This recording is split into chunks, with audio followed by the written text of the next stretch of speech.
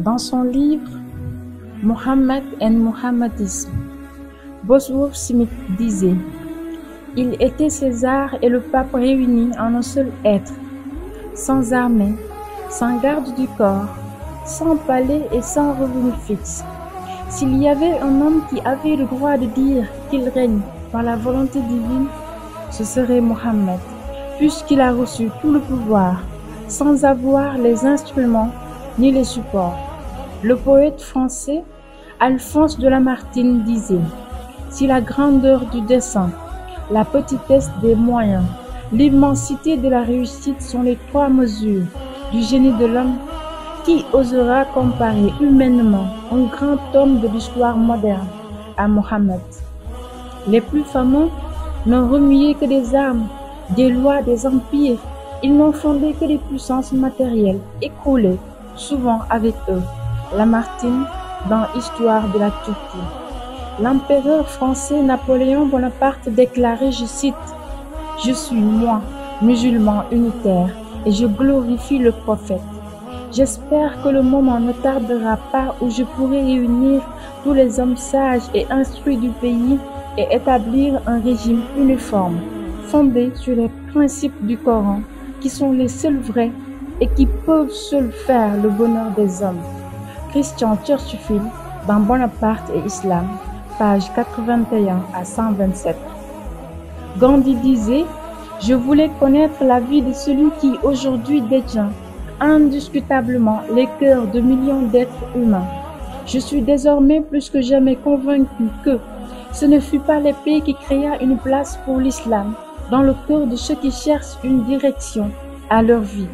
Ce fut cette grande humilité, cet altruisme du prophète, l'égard scrupuleux envers ses engagements, sa dévotion intense à ses amis et adeptes, son intrépidité, son courage, sa confiance absolue en Dieu et en sa propre mission.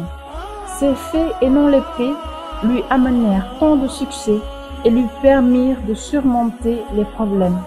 Extrait du journal Young India. Annie Besson, intellectuelle anglaise, disait: « Il est impossible pour quelqu'un qui étudie la vie et le caractère du grand prophète d'avoir d'autres sentiments que le respect du grand prophète. Quand je lis ses discours, je sens monter une vague d'admiration, un nouveau sentiment de révérence pour ce prodigieux grand maître arabe. The Life and Teaching of Muhammad. La liberté d'expression tant revendiquée ces derniers jours serait le fruit du travail philosophique des loges. Saint-Esprit, n'est-ce pas, Mika Deschamps?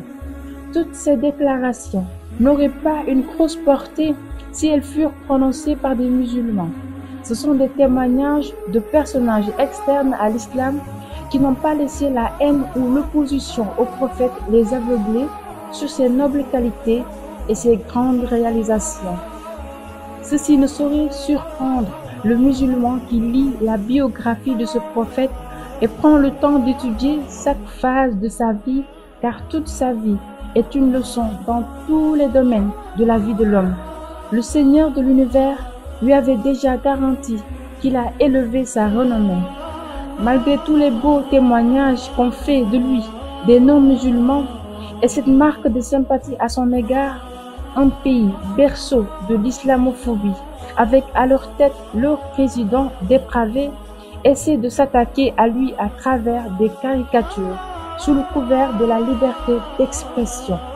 Mais tout le monde sait qu'Emmanuel Macron ne fait que perpétuer la sale œuvre de ses prédécesseurs à des fins politiques.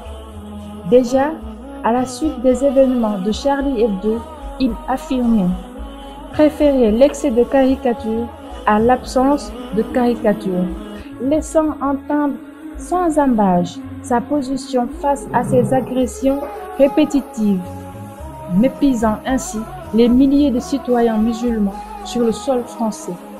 Il a appris à ses dépens que ces derniers ne sont pas seuls au monde et que les musulmans sont comme un seul corps.